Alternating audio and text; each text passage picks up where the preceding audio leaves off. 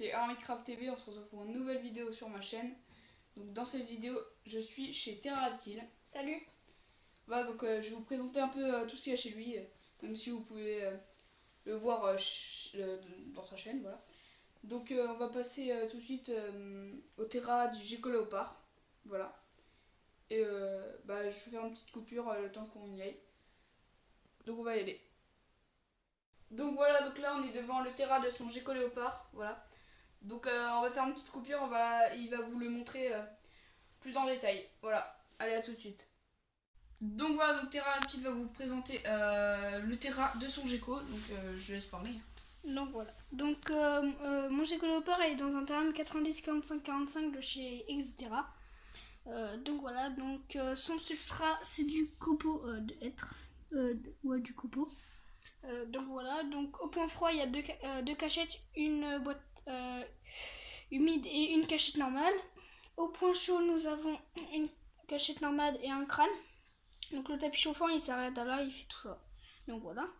Donc après nous avons une grotte que j'ai faite avec des rochers que j'ai trouvés en camping. Après nous avons deux gamelles d'eau, une gamelle d'eau et une gamelle de calcium. Des petites plantes, donc voilà, un décor de fond. Comme chauffage, donc j'utilise tapis chauffant. Donc là je sais pas si vous le verrez. Voilà. Là j'ai mis un petit thermomètre, donc là il fait à peu près 35 degrés, donc c'est parfait. Avec une lampe UV, donc je privilégie quand même les UV, c'est important parce que le Gecko Léopard, tout de même s'il est nocturne, il sort quand même assez souvent.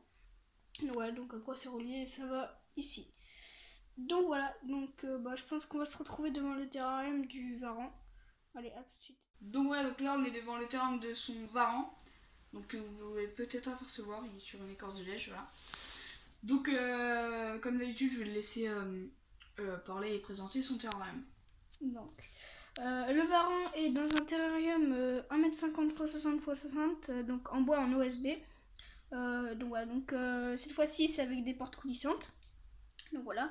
Donc au point chaud nous avons une grosse Solaraptor de 160 watts et en éclairage un ion UVB qui fait 1m20 de long avec un réflecteur. Donc voilà. Donc aussi je précise bien, les néons doivent être changés tous les 6 mois et les lampes Solaraptor tous les ans. Donc voilà, donc au point chaud nous avons une grosse pierre que j'ai achetée à Jardiland et en dessous j'ai fait une galerie, donc il dort tout le temps. Après nous avons des petites branches, des petits feuillages, donc voilà, donc vous ouvrir le terrain. Tac, donc un peu de feuillage. Donc voilà, et après donc je vais pas vous dire tout, donc il y a des écorces, il y a la grosse branche, donc celle-là c'est Hermitcraft TV qui me l'a trouvée dans le champ à côté de chez moi. Ça, l'ardoise c'est Hermitcraft TV qui me l'a donné. Et après les écorces c'est à moi, c'est moi qui les ai achetées. Donc voilà, donc il y a un peu de tout. Il y a une grosse gamelle d'eau pour qu'il s'y baigne quand il fait chaud. Et sa boîte à muques qui est juste là. Donc voilà, donc avec de la seigne à l'intérieur qui est humide. Donc là nous pouvons apercevoir le Varan.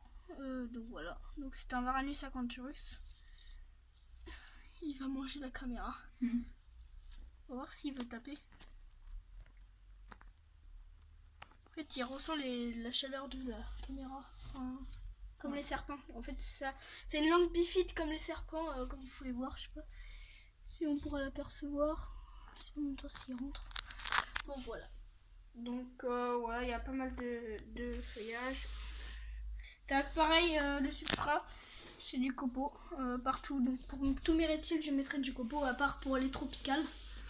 Donc celui que je vais bientôt acquérir, donc je vous en dis pas plus, il n'y a que sur le live que je le dis, donc voilà, parce qu'il y a le moins de personnes et j'ai envie que le moins de personnes le savent. Donc là je sais pas où il doit être vers là-bas. Donc il y a pas mal de branches avec des petites racines et des grosses aérations, donc une là et une là. Donc voilà. Donc je vous dis, je pense à tout de suite pour le terrain du pogo. Donc voilà, donc là on est devant le terrain de son Pogona. Pareil, je vais le laisser présenter son terrain. Donc le Pogona est dans un terrarium en verre de 1m20 x 50 x 50. Au point chaud nous avons une Solaraptor 160 watts, pareil que le Pogo. Au point froid nous avons une lampe UVB, pareil que le Gecko. Donc voilà, donc pareil, porte coulissante. Comme copeau c'est toujours le même. Comme substrat c'est toujours le même.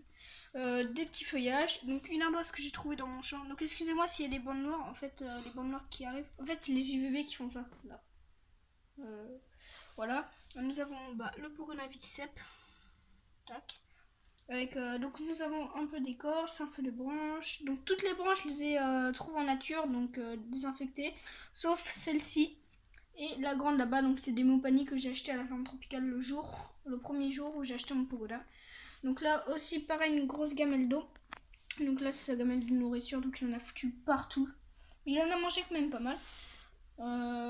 Avec une ardoise que j'ai aussi trouvée et de l'écorce. Donc voilà, que j'ai acheté. Donc voilà. Donc avec pareil, aération basse, aération haute. Ouais, donc maintenant je vais vous montrer ce que mangent les reptiles. Donc voilà, donc Théraptile va vous montrer la nourriture des reptiles. Voilà. Donc voilà. Donc là nous avons des crayons qui me restent, donc j'en ai pas beaucoup. Donc là c'est écrit criquet parce que c'était la boîte des criquets, mais j'ai mis des crayons parce que j'avais pas à mettre une grosse boîte pour ces crayons. Donc parce qu'en fait là j'en ai plus beaucoup. En fait j'ai mon cousin Loni qui m'a envoyé des blattes Redrunner et des blattes Dubia. Donc les blattes Redrunner vont aller là-dedans et les blattes Dubia il faut que je leur fasse la boîte. Donc pour les blattes Redrunner je vais faire de l'élevage, donc j'ai fait ça. Avec un cardo chauffant, j'en ai acheté un et j'ai scotché sur une plaque de carton. Juste à brancher après. Donc c'est simple et en plus ça passe tout pile. Comme ça. Et là les blattes elles vont être au calme. Dans leur boîte. Donc aussi je vais arrêter les grillons parce que les grillons sont beaucoup moins nutritifs que les blattes. Donc je vous conseille les blattes Radrunner, Dubia, blattes cendrées. Donc voilà. Donc après là il y a d'autres boîtes pour d'autres insectes. Donc voilà. Donc on se retrouve pour la fin de la vidéo de Hermit Crab TV. Donc voilà, donc la vidéo est déjà terminée. La vidéo sur les installations de Théraptile. Donc je vous dis à la prochaine pour de nouvelles vidéos. Allez, ciao!